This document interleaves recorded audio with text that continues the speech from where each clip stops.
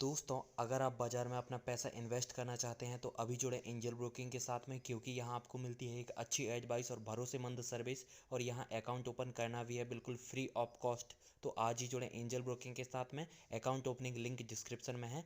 आज ही अपना account open कराएं। और भारतीय बाजारों में आज काफ़ी वोलेटाइल सेशन, जबकि मंगलवार के दिन शुरुआत थोड़ी बेटर नोट पर होते हुए दिखाई पड़ी थी। रफ्तार पकड़ी, 16,000 के पार पहुंचा इंडेक्स 10 जून के बाद, और एक समय में तो 16,020-30 की रेंज में इंडेक्स पहुंचता हुआ दिखाई पड़ा। लेकिन वहां से फिर एक रिवर्स गियर जो मार्केट ने लिया, उसके बाद हायर लेवल से तेज़ बिकवाली सेकंड हाफ के अंदर आते दिखाई पड़ी। मल्टीपल ट्रिगर्स भी हैं, खासतौर से डाउ फ्यूचर जो कि एक दिन के विलंब के बाद अब खुलेंगे यूएस मार्केट, वहाँ पर प्रेशर देखने को मिल रहा था। उसके अलावा रुपया एक बड़ी स्पॉइल स्पोर्ट कह सकते हैं, क्योंकि जिस तरह से रुपये के अंदर कमजोरी है, रिकॉर्ड निचले स्तरों पर रुपया पहुंच गया है, तो वो एक और बड़ा ट्रिगर बना जिसके दम पर मार्केट्स के अंदर प्रेशर देखने को मिल रहा था। और उसके अलावा ओवरऑल जो मूड माहौल था वो भी हायर लेवल पर, अगर ऑप्शंस के नंबर के लिहाज से भी देखें तो 16,000 के जोन्स में कॉल राइटर्स एक्टिव थे। 16,100-200 तो ऑलरेडी हैवी कॉल राइटिंग का जोन है ही, तो अपर एंड के आसपास आके बाजार ने वापस कॉल राइटर्स काफ़ी हद तक बिकवाली वहाँ पर देखने को मिली। थोड़ी बहुत जो 10 बजे के अराउंड आप सुबह नज़र डालेंगे तो जो 16,000 के जोन्स थे वहाँ पे कॉल राइटर अनवाइंड कर रहे थे सिचुएशंस को, यानी कि जितनी भी लोग तेज़ी कैप देख रहे थे वो थोड़ा पीछे की तरफ जा रहे थे, और जितने ही लोग ये मान रहे थे कि शायद अब तेज़ी नहीं होगी वो एक्टिव हो रहे थे वहाँ पर। लेकिन धीरे धीरे 12 बजे के आसपास स्ट्रेंथ वीक हुई और उसके बाद मार्केट वापस अपनी बिकवाली की तरफ जाता हुआ दिखाई पड़ा। तो आज थोड़ी बहुत रिकवरी सेकंड हाफ में फर्स्ट हाफ में मिड कैप स्मॉल कैप की ज़ोरदार तेज़ी थी, जो सेकंड हाफ के अंदर फिजल आउट होते हुए दिखाई पड़ी। तो पूरी तरह से जो मिड कैप की तेज़ी थी वो गई, स्मॉल कैप की तेज़ी गई, निफ्टी बैंक की तेज़ी भी धीमी पड़ गई। इनफैक्ट आउट परफॉर्मेंस जो निफ्टी बैंक के अंदर over a period of time देखने को मिली, वो अभी भी प्रिवेल कर रही है, लेकिन उतनी ज़्यादा कोई स्ट्रेंथ वहाँ नहीं थी। मेटल प्रेशर में आज देखने को मिले, आईटी में सिलेक्टिव शेयरों में दबाव रहा। इनफैक्ट नंबर्स आने वाले उससे ठीक पहले प्रेशर था, और फार्मा कुछ हद तक तेज़ी में था फर्स्ट हाफ में, लेकिन सेकंड हाफ में वो भी तेज़ी ईज आउट हुई। तो धीरे धीरे मतलब दो तरह की तस्वीर बनेगी। पहले हाफ की तस्वीर अलग थी और दूसरे हाफ की तस्वीर अलग थी। पहले हाफ की तस्वीर में बेहतरी दिखाई पड़ेगी और दूसरे हाफ की तस्वीर में कमजोरी आते हुए दिखाई पड़ेगी। तो ऊपरी स्तरों से तो भारी बिकवाली रही, लेकिन अदरवाइज भी इंडेक्स में अपने जो गेंस थे वो पूरी तरह से वाइप आउट होते हुए दिखाई पड़े, वहाँ पर प्रेशर आता हुआ दिखाई पड़ा। बंद होते होते करीब 700 अंक हायर लेवल से सेंसेक्स फिसल कर बंद हुआ। निफ्टी करीब 100 अंकों की गिरावट देखने को मिली सेंसेक्स में, निफ्टी में 25 अंकों की गिरावट रही।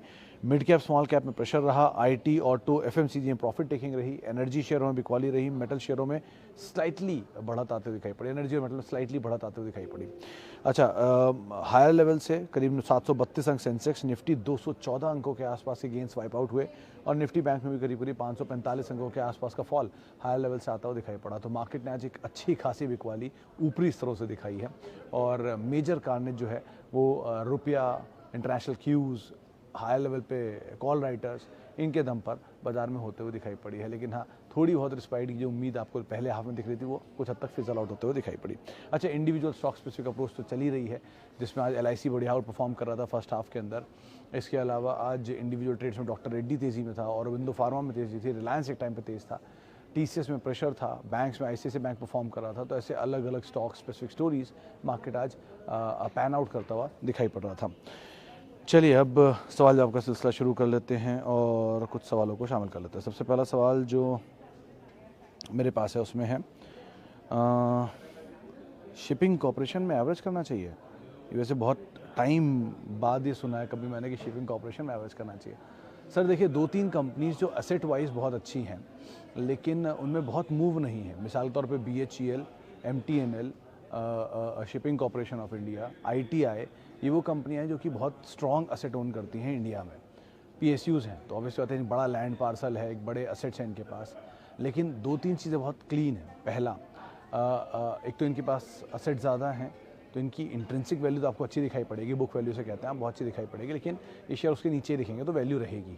2, इन कंपनियों के जो साथ हमेशा सरकारी केविएट अटैच्ड है, तो कोई भी तेज़ी या तो इनमें स्टेक सेल आएगा, डिस्काउंट आएगा, OFS आएगा, ऊपर के लेवल कोई भी रेगुलेटरी चेंज आ जाएगा, तो कुछ भी आ सकता है। 3, इनके साथ एक शिपिंग के केस में, क्योंकि ये क्रूड भागा है और बाल्टिक ड्राई इंडेक्स जो होता है वो क्रूड का सबसे बड़ा रिफॉर्म क्लीन करता है, मतलब वो बताता है कि किस तरह से फ्रेट रेट चल रहे हैं ग्लोबली। तो जैसे जैसे ये फ्यूल के प्राइसेस बढ़े हैं, जब एटीएफ के प्राइसेस रिकॉर्ड स्तरों पर हो सकते हैं, पेट्रोल डीजल के प्राइसेस बढ़ सकते हैं, तो अभी वैसी बात है ये शिपिंग फ्यूल जो होता है उसके दाम भी, उसके भी फ्रेट बढ़ेंगे, तो वो इनके मार्जिन्स को और हिट करेगा। तो इस लिहाज से आप ये मान के चलिए कि इनके लिए सो फार टेलविंड्स ज़्यादा है, हेडविंड्स कम है।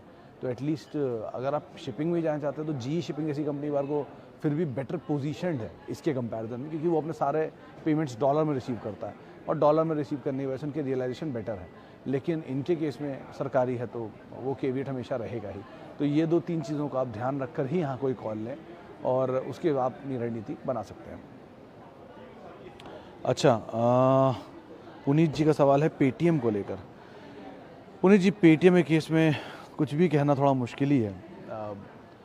लॉस मेकिंग कंपनी पहली चीज़, प्रमोटर कंपनी से धीरे धीरे एग्जिट कर रहे हैं। हालांकि वो 11 करोड़ के शेयर उन्होंने अभी खरीदे थे, लेकिन ओवर वैल्यूड साइड पर नंबर्स वीक, और उसके बाद आईपीओ आया है और वैल्यूएशन काफ़ी महंगे हैं।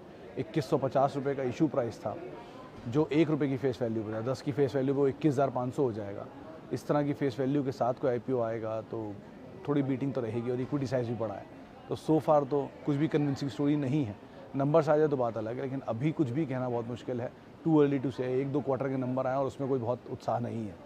तो ब्रोकरेज हाउसेस के व्यूज़ को मानेंगे तो वो फिर भी इसी रेंज के आसपास के टारगेट दे रहे हैं, 700-800 इसी रेंज में। लेकिन अदरवाइज़ कोई बहुत बड़े फायरवर्क की उम्मीद आप अभी तो ना रखें। एटलीस्ट बाकी नंबर्स आ लीजिए, उसके बाद पता चल जाएगा। With following rupee, how does RBI intervene to strengthen and how does it affect stock market? Agarwal साहब, देखिए, मेरी सीमित जानकारी जो कहती है, माय लिमिटेड अंडरस्टैंडिंग से, कि पहली चीज़ रुपया कमज़ोर नहीं हो रहा है, डॉलर मजबूत हो रहा है। इसको आप ऐसे समझिएगा कि डॉलर इंडेक्स में तेज़ी है। डॉलर इंडेक्स वो इंडेक्स होता है जो कि ग्लोबल करेंसीज़ के सामने 8 बड़ी करेंसी या 9 बड़ी करेंसी होती है, उनके सामने अपनी स्ट्रेंथ दिखाता है। तो डॉलर इंडेक्स में मजबूती है, वो रिकॉर्ड स्तरों की तरफ जा रहा है, वो स्ट्रेंथ है, इसलिए बाकी करेंसीज वीक हो रही है, जिसमें रुपया भी आ रहा है। अब रुपया बाकी एशियन करेंसी से कंपैरिजन में उतना वीक नहीं हुआ है जितनी वो हुई है, तो वो आउट परफॉर्म कर रहा है। बाकी करेंसी ज़्यादा टूटी हैं, रुपया उतना ख़राब नहीं करके गया जितना बाकी एशियन करेंसीज कर रही हैं, पहली चीज़। दूसरी चीज़ ये भी मान लेते चलिए, रुपया अगर कमज़ोर हो भी रहा है तो आरबीआई स्लाइटली इंटरवीन कर रहा है। उसकी वजह भी है क्योंकि हमारी जो फॉरेक्स रिजर्व है वो कहीं ज़्यादा बेटर साइड पर है। तो उस सिचुएशन के लिहाज से आरबीआई बीच बीच में थोड़ा थोड़ा इंटरवीन करता रहता है। इंटरवीन करना होता है कि डॉलर वापस वो सिस्टम में बेच देता है, जिसकी वजह से रुपया वापस स्ट्रेंथ पकड़ लेता है।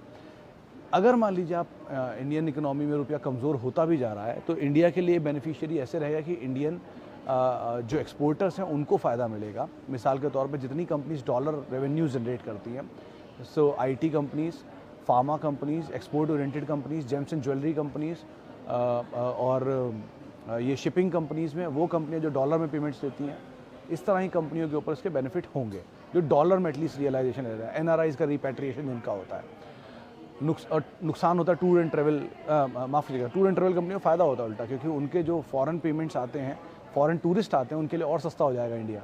तो वो प्लस फॉरेन हॉस्पिटल में जो कंपनियां इंडिया में डील करती है, जैसे जो फॉरेन इलाज के लिए आते हैं, मिसाल तौर पर मैक्स हेल्थ केयर जैसी कंपनियों के लिए, उनके लिए इलाज और सस्ता हो जाता है। तो ये उनको बेनिफिट मिलते हैं।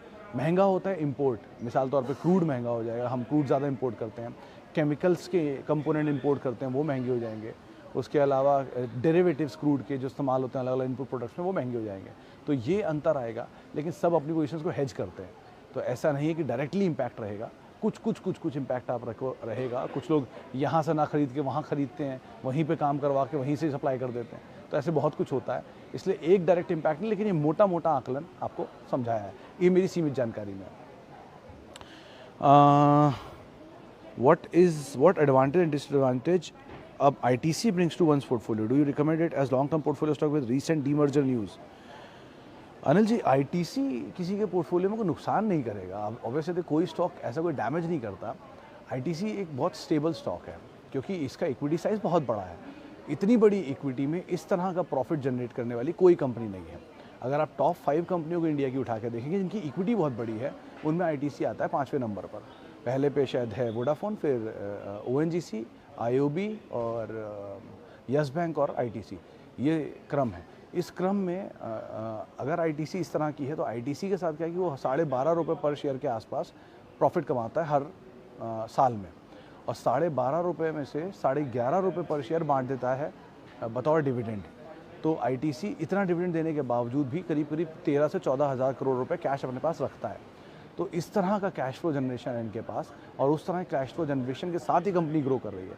ये शेयर चलता इसलिए नहीं है क्योंकि इसकी इक्विटी साइज़ बड़ा है, 1, 2 इसका डिविडेंड बेस देता रहता है। जो डिविडेंड बहुत ज़्यादा देगा वो बढ़ेगा नहीं। आप किसी को भी देख लीजिए, चाहे वीएसटी इंडस्ट्री हो, सनोफी हो, फाइज़र हो, ओरेकल हो, ये सब वो नाम है, या पीएसयूज़ हो जो डिविडेंड ज़्यादा देंगी। ऑब्वियसली बात है, डिप्लॉय कैसे करेंगी अपने प्रॉफिट को अपनी ग्रोथ में, और जब वो डिप्लॉय नहीं करेंगे तो एक्सपैंड कैसे करेंगी, इसलिए वो ग्रो भी नहीं करती, इससे बाजार को वैल्यू भी नहीं देता।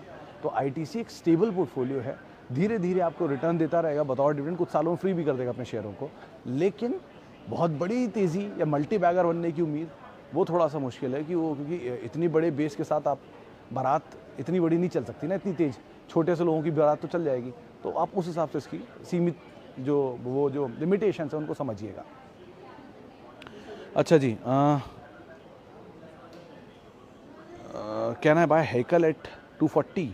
सतीश साहब, जो बीच में इसमें पोल्यूशन कंट्रोल बोर्ड का अप्रूवल आया था, जिसमें इनके एक बड़े प्लांट को अप्रूवल मिल गया जहाँ पर कामकाज भी शुरू कर दिया, वो ट्रिगर तो अच्छा है।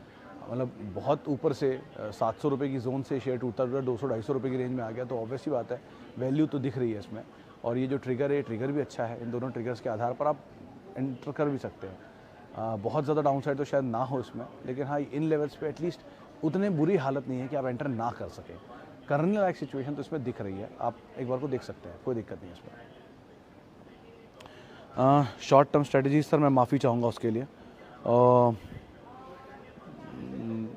अब मतलब मैं शॉर्ट टर्म के लिए बाजार ट्रैक नहीं करता, इसलिए माफ़ी चाहूँगा उसके लिए, साफ पे।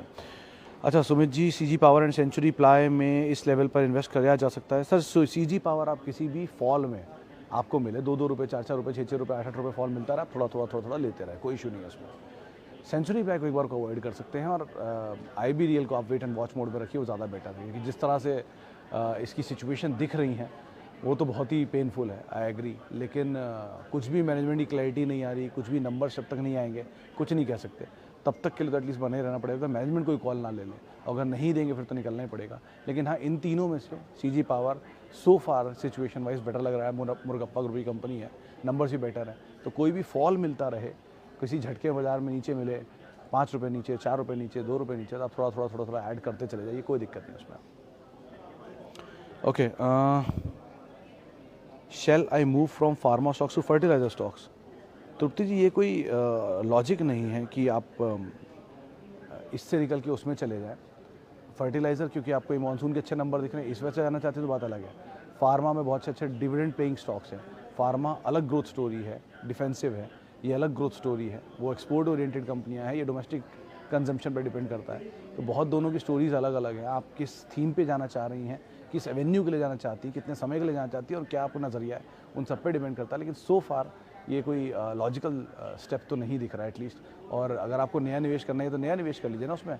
इन शेयरों को क्यों बेच रही है, यहाँ लॉस बुक करके वहाँ जाए, वहाँ भी लॉस हो गया तो आप इस हिसाब से कॉल लीजिए कि एटलीस्ट लॉस ना हो, कैपिटल प्रोटेक्ट रहे। उसके बाद फिर आप कुछ सोचिएगा क्या करना है इसमें। अच्छा जी,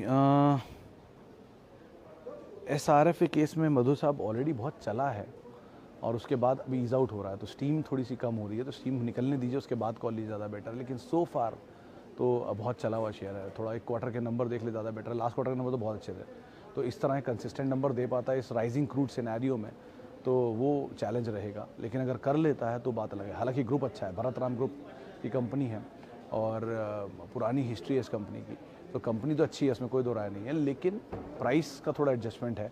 अगर आपको लगता है कि आप SIP वे में थोड़ा लॉन्ग टर्म जा सकते हैं, बने रह सकते हैं, तो बात अलग है, तो कोई दिक्कत नहीं। लेकिन अभी के लिए एक मुश्त पैसा डालने के लिए आपको प्राइस पे थोड़ा फोकस ज़्यादा करना पड़ेगा, वो अगर नीचे मिल जाए तो बात अलग है। अच्छा जी, IOC का बोनस नहीं मिला? समीर साहब, अभी तो बोनस 30 तारीख को तो एक्स ही हुआ है, आ जाएगा 1-2 दिन में। अपने ब्रोकर से आप टच में रहें। 30 तारीख को ही तो एक्स है, तो आज क्या तारीख है, 5-6 तारीख थी, तो ये तो 2-4 दिन तो बीच में सैटरडे संडे ही रहा था, तो ठीक है, अभी आप समय दीजिए, आपको बोनस कुछ दिन में लौट हो जाएगा। Okay, metal cycle over. Manu साहब, अगर NMDC है तो NMDC already dividend paying stock है, तो डिविडेंड तो उसका वैसे ही बेटर है। वो बात अलग है कि हायर मेटल साइकिल पे ज़्यादा अच्छा डिविडेंड आता, लोअर मेटल साइकिल पे लोअर डिविडेंड आएगा, लेकिन डिविडेंड डील ठीक है इसका। और रही बात साइकिल की, तो ये बात सच है कि हाँ, ये मूव साइकिल में ही करते हैं, पूरी तरह से ख़त्म हुई है कि नहीं, डिमांड तो गायब नहीं हो जाएगी, लेकिन वो बुलिश डिमांड रहेगी कि नहीं ये कहना मुश्किल है। और क्योंकि एक्सपोर्ट के प्राइस यानी कि डॉलर बढ़ रहा है, तो अगर ये आयरन और एक्सपोर्टर हैं तो फ़ायदा मिलता है। लेकिन अगर इनपुट कॉस्ट मतलब ये मान लीजिए वो कंपनियां हैं जिन्होंने जो इनपुट ले रही हैं फ़ॉरेन से, जो ये एनएमडीसी एटलीस्ट नहीं है, तो नुकसान होता। लेकिन सो फार आप बने ही रही है, लेकिन 5 साल अभी भी कुछ भी कहना मुश्किल है, डिपेंड करता साइकिल दोबारा घूम के तो सिचुएशन पलट जाएगी। लेकिन सो फार हाँ, ये साइक्लिकल मूवमेंट रहता है मेटल में, ख़त्म हुई है कि नहीं कहना मुश्किल है। और एनएमडीसी भी डिविडेंड प्ले ऑफ है, कुछ नहीं मिलेगा डिविडेंड तो मिलेगा ही, तो एटलीस्ट आप बने रहिए। और बहुत अच्छा डिविडेंड देती है, जब देती है तो 14% तक यील्ड जा चुका है एनएमडीसी का, तो उस हिसाब से आप नज़र रखिए।